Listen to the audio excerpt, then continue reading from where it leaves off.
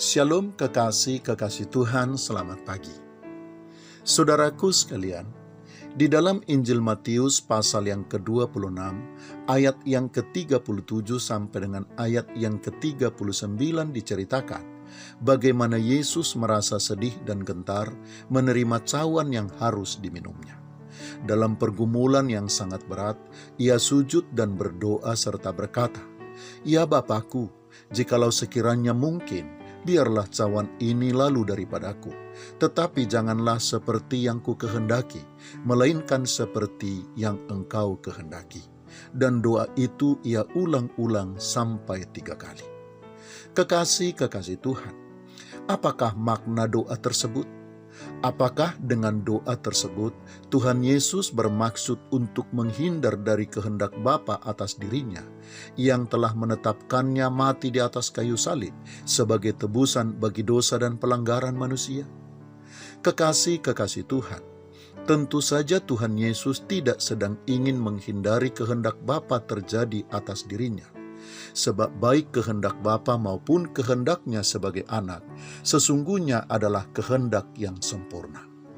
Oleh sebab itu, dalam memaknai doa Tuhan Yesus tersebut, kita harus lihat dalam kaitannya dengan dosa dan kejahatan manusia yang akan ditimpakan kepada Tuhan Yesus sendiri, dan yang karenanya Yesus harus menyerahkan nyawanya. Bahwa Yesus harus menerima dosa dan kejahatan itu ditumpahkan ke atas dirinya. Kekasih-kekasih Tuhan, Tuhan Yesus dalam keilahian maupun dalam kemanusiaannya yang sempurna yang tidak berdosa, tentu melihat dosa itu sebagai sesuatu yang najis dan kotor dan memiliki kuasa kejahatan yang sangat besar di dalamnya. Yesus tentu pasti tidak mau bersentuhan dengan dosa yang kotor dan sangat menjijikkan itu. Oleh karena itu, melalui doa Tuhan Yesus di Taman Getsemani, seharusnya setiap orang percaya termasuk kita di dalamnya harus sadar betul betapa besarnya kuasa yang terkandung di dalam dosa. Bahwa kuasa dosa itu sangat besar dan pasti mematikan siapa saja. Kalau Tuhan Yesus saja bergumul dengan pergumulan yang sangat berat untuk menerima dosa itu bersentuhan dengan dirinya, seharusnya terlebih lagi dengan kita. Sudah seharusnya kita tidak lagi berurusan dengan dosa, termasuk tidak lagi dekat dengannya. Karena kuasa dosa itu tidak jinak dan tidak juga kecil. Akibat yang ditimbulkannya juga bukanlah hal yang sederhana atau hal yang biasa. Tetapi kuasa dosa itu adalah kuasa yang sangat besar dan akibat yang ditimbulkannya sangatlah mematikan.